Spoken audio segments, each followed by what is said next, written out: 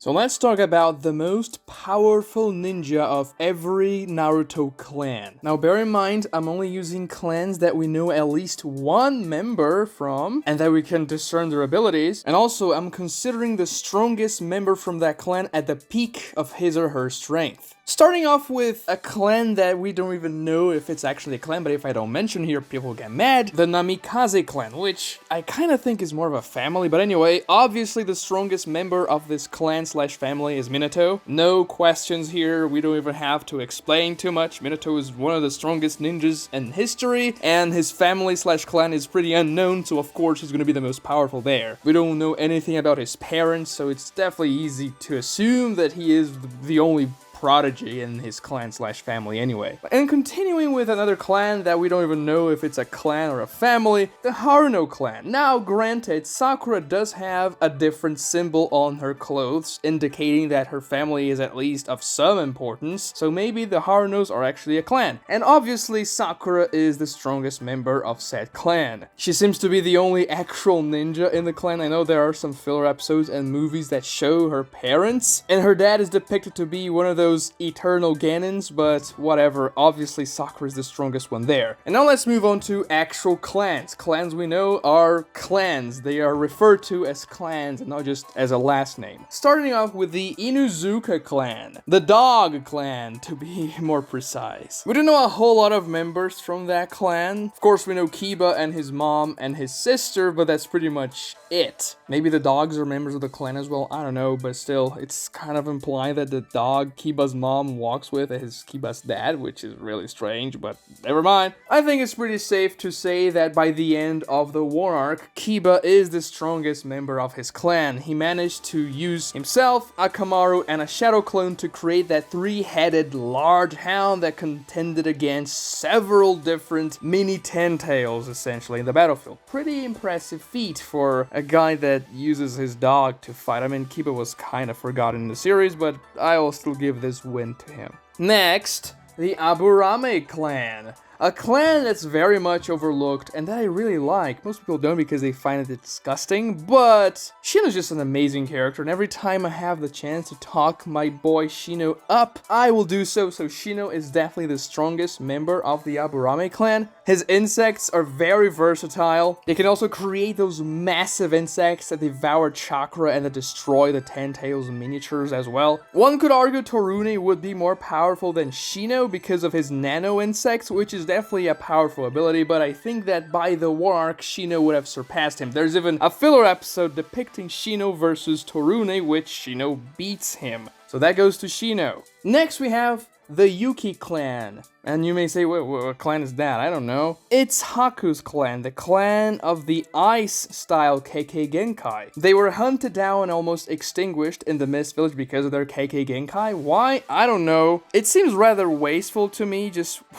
killing everyone that has this very powerful Kage Genkai to me, especially if you're a ninja village. But anyway, obviously Haku is the strongest member of this clan, not only because he's the only character we know from this clan, but also Haku is pretty powerful if you think about it. He was able to contend against war arc characters, including Rock Lee. The next clan is another clan from the Mist Village, the Huzuki Clan. And this clan is very interesting. This is Suigetsu's clan and also his brother's clan, Mangetsu. Mangetsu was a character that was kind of foreshadowed to be this beast of a character, one of these 7 ninja swordsmen, and a swordsman that mastered every single one of the 7 swords. So it's very obvious that Mangetsu is much more powerful than Suigetsu, at least as far as statements are concerned, though Suigetsu was able to box with the 8 tails, which is no easy feat. The members of this clan have the signature ability to turn themselves into water when they are essentially hit by any physical attack, negating them unless it's a lightning style attack because that's Suigetsu's weakness. And they also have the water pistol technique, which is pretty powerful. It's overlooked, it's not that flashy,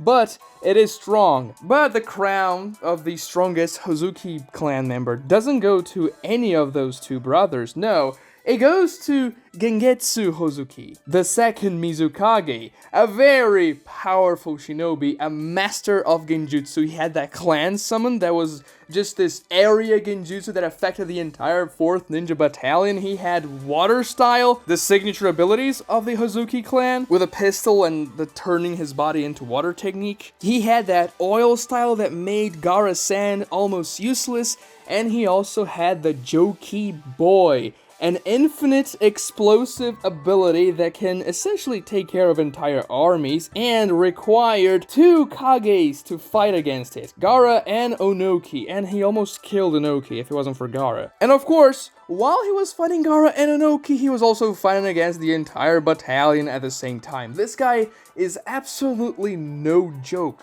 Gara and Onoki were kind of underestimating him when they were fighting against him because they said, oh, we went after the strongest opponent first, meaning Mu, because they thought Mu was more powerful than him, but they were like, yeah, maybe we should have gone after you first, because you are definitely very powerful. This guy was killed in the First Great Ninja War in a double kill against Mu himself, so they were pretty evenly matched, and they are very powerful shinobis. He's definitely the strongest member of his clan, at least the ones that we know of, which are not that many, but still, among those 3, he is extremely powerful. Moving on, we have the Yamanaka Clan, and honestly, I'm not giving this to Ino because she's never really impressive. I'm giving this to her dad. Inoichi, he has much more impressive feats than Ino does, linking the entire alliance for days on end. Of course, Ino does that in the end of the war, but it's not to the same extent as her dad does. And also, her dad has the destroying mind ability, the one that you just take control over your opponent's mind and say, yeah, you go kill your friend over there. Ino never does that in canon. She does that in a couple of filler episodes, but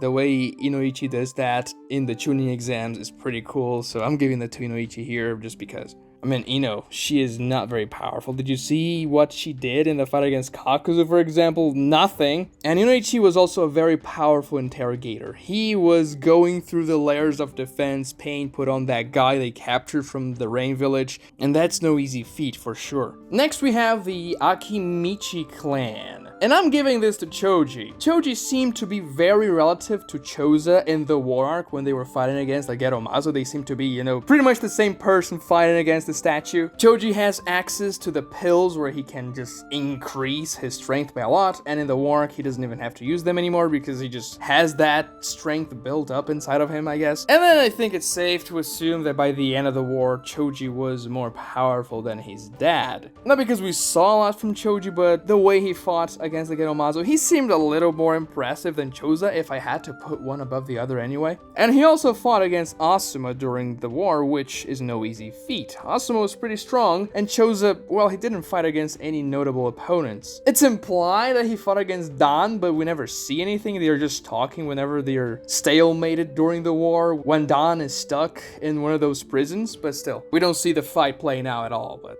next we have the Nara Clan. Yeah, Shikamaru, man. Shikamaru is the GOAT. He destroyed Hidan midway through Naruto Shippuden. He's probably the only non-main character that kills an Akatsuki member, and by the end of the series, he is just the smartest guy on the planet. Granted, the guy has a little bit of a chakra problem. He's in the lower end of, the chakra pool reserves, but still, he does a lot with what he has. Now let's move on to the Shimura Clan. And yes, the Shimura Clan is a clan. It is stated in one of the chapters in the flashback with Hashirama and all that, when they're saying, oh, the Sarutobis and the Shimuras want to join us. So we don't know a lot of members from the Shimura Clan. We actually just know one. At least one that has any notes in the story, which is, of course, Danzo Shimura, the Beast, the best Hokage of all time. Fight me in the comments. Of course, Danzo's the strongest Shimura clan member.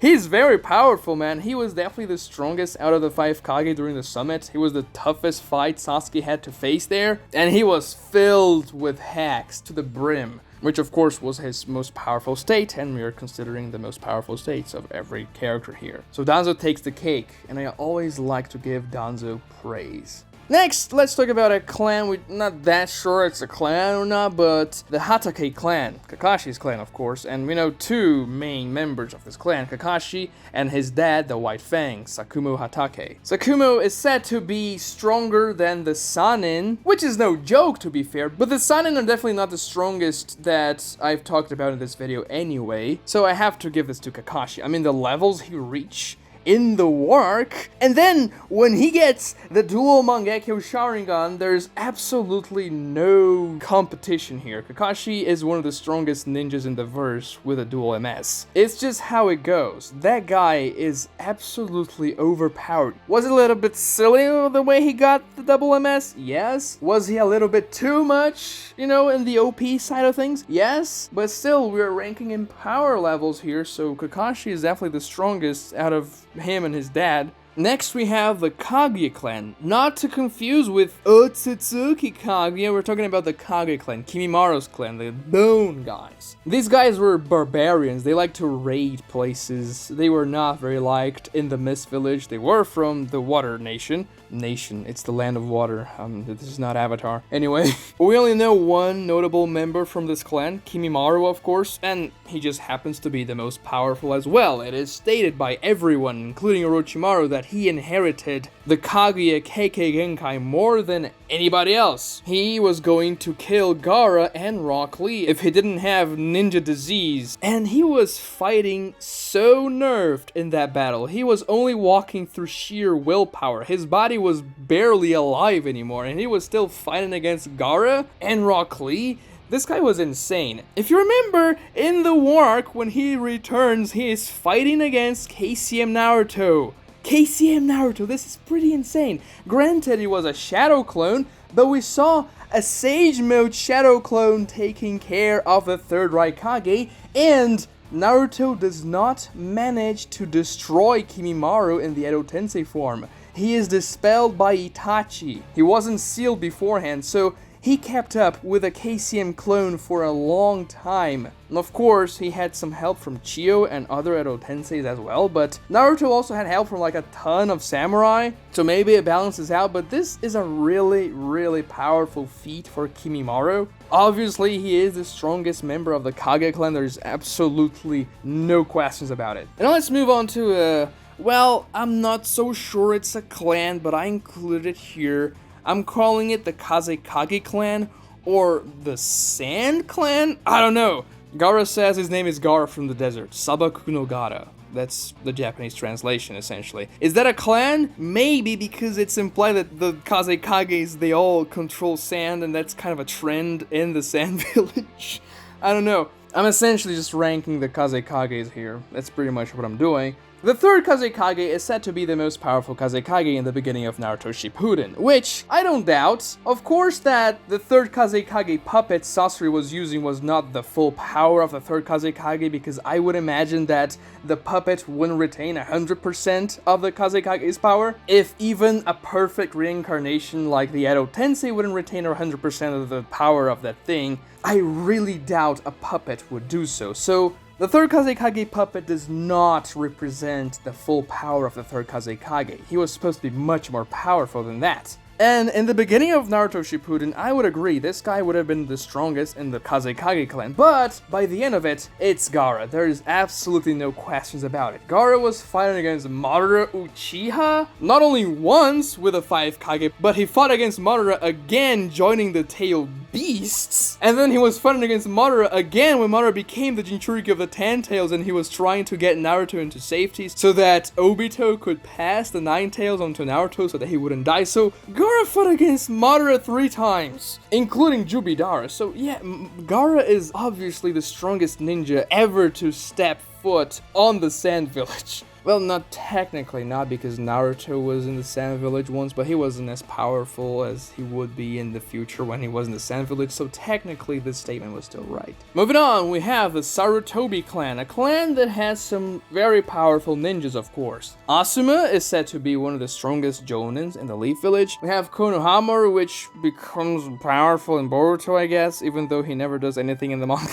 But of course, the strongest member of the Sarutobi Clan is Hiruzen, the third Hokage. A lot of people may say he is weak, and a lot of people say he's the god of Shinobi because he was stated to be the professor in part 1 and not actually the god of Shinobi. This is kind of a misconception. And obviously he isn't as strong as Hashirama or Tobirama. This was a retcon. He was supposed to be stronger in part 1, but then Kishimoto changed his mind and made Hashirama and Tobirama way more powerful than Hiruzen. But Hiruzen is still way more powerful than your average Kage anyway. He was stated to be the most powerful out of the 5 Kage when he was alive. Those Kage, they included Onoki and the 4th Raikage, which are 2 very powerful Kage. Now granted, maybe they got more powerful for the war arc, but still, Hiruzen was fighting against Jubito. I guess, he was being stomped by Jubito, but then he was fighting against the wood statue that Spiral Zetsu was using. Hiruzen technically knew every single jutsu in the Leaf Village, which I don't really believe that statement to be truth.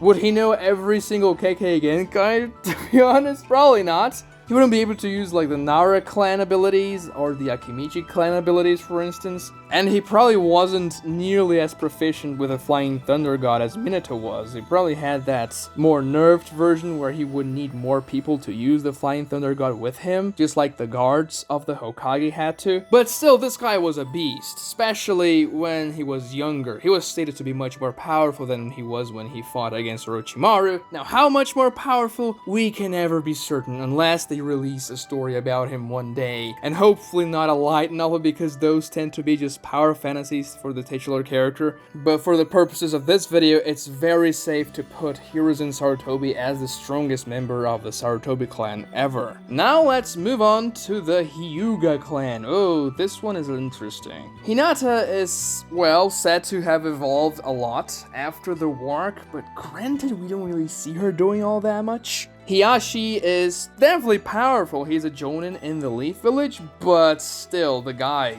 I mean, he has the Gentle Fist. That's what he does, and also the rotation. That's kind of limited, if you ask me. At least Hinata had those lion things, and you could say maybe he had something similar to that, but he never used it. But still, I'll have to give this one to Neji Hyuga. Hiyashi has always been impressed by Neji's strength, even though he was a branch family member. Granted, the way he died was pretty pathetic, but I mean, the Hyuga Clan kind of became a little pathetic in Naruto Shippuden anyway. And Naruto in the war arc, when he had access to KCM2 and Sage Mode, he was able to fling a billion Rasen Shurikens onto the 10 tails. He was still telling Neji, "Oh Neji, you're a genius. I cannot keep on counting on you for everything." Something along those lines. So I have to put a little bit of faith on Naruto here, and if he was bumping Neji up into this, genius tier level of strength, which sure, he used to be a genius, but Naruto surpassed him so much by this point in the story, it's kind of laughable, but still, I'll put Neji as the strongest member of the Hyuga Clan to ever have graced the earth. Next, let's move on to the Senju Clan, a really powerful clan, especially during the Warring States period,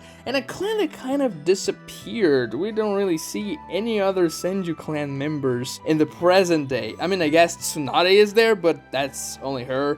I've made a video about why they may have disappeared, so if you want to check that out. Anyway, even though this clan is extremely strong, it's very easy to say who's the strongest member because he is just an absolute outlier. Hashirama Senju, the first Hokage, the man who everyone wants to sell from. Just because they are so powerful, they're gonna grant you all types of new abilities, regeneration, stamina, wood style, just by you implanting his cells. So imagine how powerful the guy was. Hashirama was able to create a Buddha statue bigger than the Leaf Village with his Sage Mode. He was able to contend against Madara Uchiha using his Susanoo-coated 9 tails. He was able to grab tail beast bombs with the bare hands of his wood golem and toss them back onto the QB. And he was able to tame the 2nd through the 9th tail beasts just by himself, just by sheer strength. This guy wasn't using genjutsu to subdue them. No, he was just using raw power. I mean, Hashirama is completely insane. He is not called the god of shinobi for no reason. He is the most powerful shinobi to ever exist. Up until Obito becomes the Jinchuriki of the 10 tails, there was no competition. Madara was at his level, just a tad bit inferior to him, but still, this guy was a menace, and he is the most powerful member of the Senju Clan. Now let's move on to the Uzumaki Clan, another extremely powerful clan that we don't know as many members from. Actually, we know a lot of them, to be honest. Most of them are lost, like Haruno, Nagato, Gaara, Karui, Choza. No, I'm just kidding. Just because they have red hair doesn't mean they're Uzumakis. But it's very easy to say who's the strongest member ever from this clan. I mean, Naruto, obviously. After he gets the powers of the Sage of Six Paths, he has access to Six Path Sage mode. There's absolutely no competition. Nagato's very powerful, but he is absolutely dwarfed by Naruto when he gets Six Path Sage mode. And then we have the Uchiha Clan, the most famous clan in the Naruto universe and arguably the strongest as well. There are a lot of very powerful members to pick from in this clan. Itachi, Shisui, Fugaku, Sasuke, Madara. Who is the most powerful, I wonder? There are two schools of thought here. Sasuke with a Rinnegan or Madara with a Ten Tails. People that favor Sasuke always bring up the panel where he cuts Jubidara in half with his Chidori, which, don't get me wrong, is impressive. Madara acknowledges Sasuke's speed in that panel, but he's not blitzed by Sasuke because he literally sees him coming and thinks, oh, Sasuke is fast. Jubidara was much more concerned with entering the Kamui dimension and getting his second Rinnegan. He didn't care at all about the lower half of his body because he knew he could regenerate that in 2 seconds. So, although it's an impressive feat, it's not nearly as impressive as a lot of people like to paint it as. And that Madara didn't have his second Rinnegan. He was severely weaker than the most powerful Madara version, which is Dual Rinnegan Rinne Sharingan Jubidara. Now regarding Sasuke's strongest version, a lot of people are going to say that it's Boruto Sasuke, but obviously it isn't, because Boruto Sasuke doesn't have chakra for a single Chidori, and he is getting consistently bodied by every single opponent he fights against. No, the strongest Sasuke version is the Indra Susanoo Sasuke, the one, you know,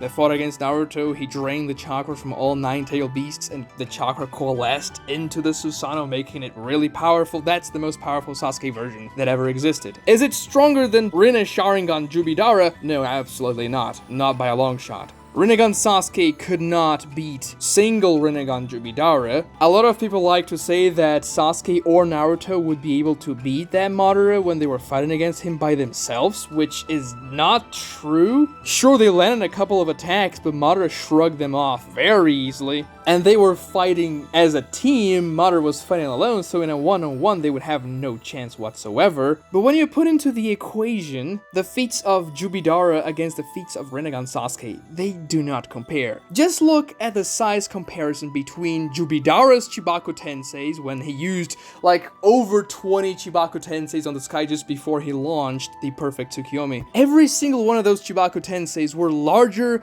than a small country. And if you look at Sasuke's Chibaku Tenseis, when he imprisoned every single tail beast, they are tiny in comparison. You can use the base of the divine tree to compare the sizes of the Chibaku Tenseis. It's no competition. If you put all of Sasuke's Chibaku Tenseis combined, they wouldn't beat a 10th of one of the smallest Madara Chibaku Tenseis anyway. And also, Madara was able to put the entire world under a wood-style prison jutsu. He scales to an ability that affects the entire world, and the only thing he had to do was clap, and every single person except for Team 7 and Obito were imprisoned by the wood-style jutsu. Sasuke never comes close to doing that. His most powerful ability is Indra's Arrow, which would probably hurt Madara if it hit, but Madara could use his Truth-Seeking Orbs or his Susanoo and tank that, because Sasuke was able to tank that with his own Susanoo when Indra's Arrow clashed against Naruto's Rasen Shurikens. So Madara Uchiha is